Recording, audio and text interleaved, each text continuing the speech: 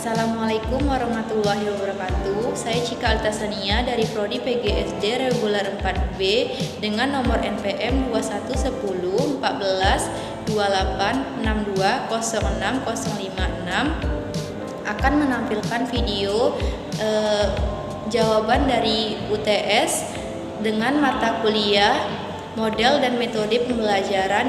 Soal pertama, jelaskan pengertian dan perbedaan model dan metode pembelajaran menurut ahli.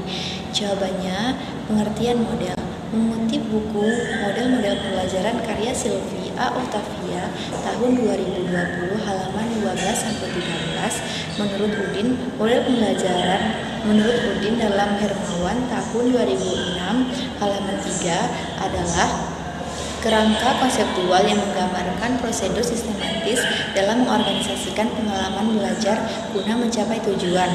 Selanjutnya, menurut Triyanto dalam Gunarto tahun 2013 halaman 15 mengartikan model pembelajaran sebagai pola yang digunakan sebagai pedoman guna merancang pembelajaran di kelas atau tutorial.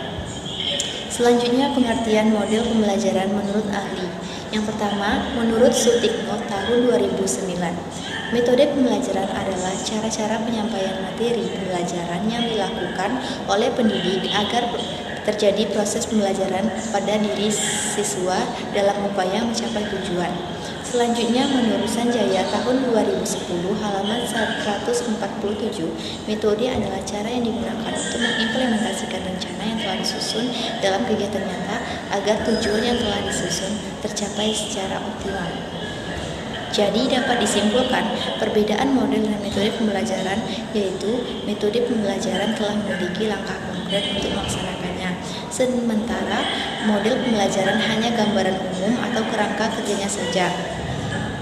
Selanjutnya, pertanyaan yang kedua, apa yang Anda ketahui tentang sistem sosial dan peran guru dalam model pembelajaran? Jawabannya yaitu yang pertama, sistem sosial. Sistem sosial yaitu sistem hidup bersama atau hidup bermasyarakat dari orang ataupun sekelompok orang yang di dalamnya sudah tercakup struktur, organisasi, nilai-nilai sosial, aspirasi hidup, serta cara menggapainya. Lalu, peran guru dalam model pembelajaran yaitu guru sebagai pendidik dan membimbing, mendorong peserta didik untuk mencari dan aktif dalam memberikan fasilitas belajar bagi siswa untuk mencapai tujuan. Guru memiliki tanggung jawab dalam pembelajaran mulai dari merencanakan, melaksanakan, sehingga melakukan evaluasi pembelajaran yang telah dilakukan. Soal ketiga, jelaskan sintak model, sistem pendukung, dan dampak pembelajaran pada tabel berikut. Yang pertama, model pembelajaran kontekstual. Yang pertama, pengertian CTL atau Contextual Teaching and Learning merupakan pembelajaran yang menekankan kepada proses keterlibatan siswa secara penuh untuk menemukan materi yang dipelajari dan menghubungkannya dengan situasi kehidupan nyata sehingga siswa didorong untuk dapat menerapkannya dalam kehidupan mereka. Yang kedua, sintak model CTL. Yang pertama, konstruktivisme, di mana di sini siswa mengkonstruktivitis atau membangun pemahamannya melalui proses pembelajaran. Di sini guru memberikan dorongan atau memancing pemikiran siswa. Yang kedua, menemukan atau inquiry. Peserta didik menemukan sejumlah pengetahuan dan keterampilan dengan cara mengamati, bertanya, mengajukan dugaan, mengumpulkan data, dan menyimpulkan. Selanjutnya yang ketiga, bertanya atau question. Proses pembelajaran peserta didik diawali dengan bertanya, yang merupakan proses berpikir dalam memecahkan masalah. Yang keempat, masyarakat belajar atau learning community, yang artinya proses kerjasama antara peserta didik dengan peserta didik, guru dengan peserta didik, dan peserta didik dengan lingkungannya. Yang kelima, permodelan atau modeling. Proses pembelajaran akan lebih berarti jika ada permodelan yang dapat ditiru baik itu dari guru atau yang datang dari narasumber luar. Yang keenam, refleksi. Refleksi yaitu cara berpikir tentang apa yang baru saja dipelajari atau berpikir tentang apa yang sudah dilakukan. Selanjutnya yang terakhir yaitu penilaian yang sebenarnya. Penilaian merupakan pengumpulan data yang dapat mendeskripsikan mengenai perkembangan perilaku peserta didik. Selanjutnya, sistem pendukung dalam kontekstual. Yang pertama, sarana dan prasarana. Dalam pembelajaran kontekstual, paling mendukung adalah adanya sarana dan prasarana yang ada di sekolah, seperti musola, ruang praktek, perpustakaan, dan lain-lainnya. Yang kedua, siswa. Antusias siswa dalam mengikuti pembelajaran merupakan sistem pendukung dalam menerapkan model kontekstual. Yang selanjutnya yaitu guru. Sistem pendukung selanjutnya yaitu guru, kemampuan atau kreativitas yang guru lakukan. Itu sangat dibutuhkan. Kemudian dampak pembelajaran kontekstual. Menurut Soimin tahun 2017 halaman 44, dampak pembelajaran menggunakan model kontekstual yaitu sebagai berikut. Yang pertama, pembelajaran kontekstual dapat menekankan aktivitas berpikir siswa secara penuh, baik fisik maupun mental. Yang kedua, pembelajaran kontekstual dapat menjadikan siswa belajar bukan dengan menghafal, melainkan proses berpengalaman dalam kehidupan.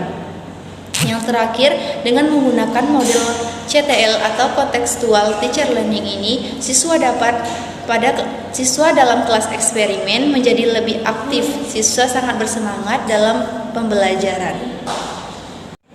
Selanjutnya, model pembelajaran DAT, debat, analisis, dan temuan baru. Pengertian DAT menurut Abduluddin tahun 2016, model DAT adalah konseptual yang melukiskan prosedur yang sistematis, tekanan pada kemampuan berkomunikasi, berpikir kritis, menganalisis secara mendalam, dan menemukan ilmu-ilmu baru, serta memiliki fungsi sebagai pedoman bagi para perancang model pembelajaran. Selanjutnya yaitu sintaks DAT, yaitu yang pertama bimbingan mandiri, merupakan proses pemberian bantuan kepada seseorang atau sekelompok menjadi pribadi yang lebih mandiri.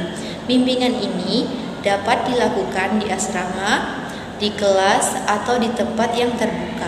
Yang kedua, kegiatan di asrama atau belajar mandiri, yaitu yang dilakukan, dikembangkan, atau meningkatkan tanggung jawab siswa dalam proses pembelajaran.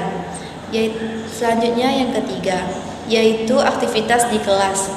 Aktivitas belajar adalah keterlibatan siswa dalam bentuk sikap, pikiran, perhatian dalam kegiatan pembelajaran, guna menunjang keberhasilan proses belajar mengajar dan memperoleh manfaat dari kegiatan tersebut. Selanjutnya, sistem pendukung dari DAT, debat, analisis, dan temuan baru. Sistem pendukung dalam model debat, analisis, dan temuan baru yang disingkat DAT adalah segala sesuatu yang diperlukan oleh siswa untuk dapat menggali informasi yang sesuai guna mencapai tujuan.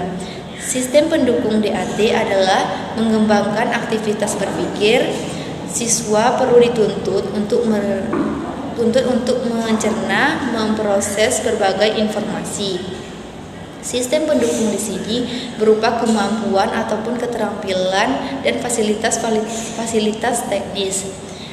Selanjutnya yaitu dampak pembelajaran DAT, yaitu dampak dalam pembelajaran menggunakan model DAT yaitu adanya pemahaman konsep yang lebih mendalam dalam pikiran siswa sehingga dapat menemukan ilmu tersirat.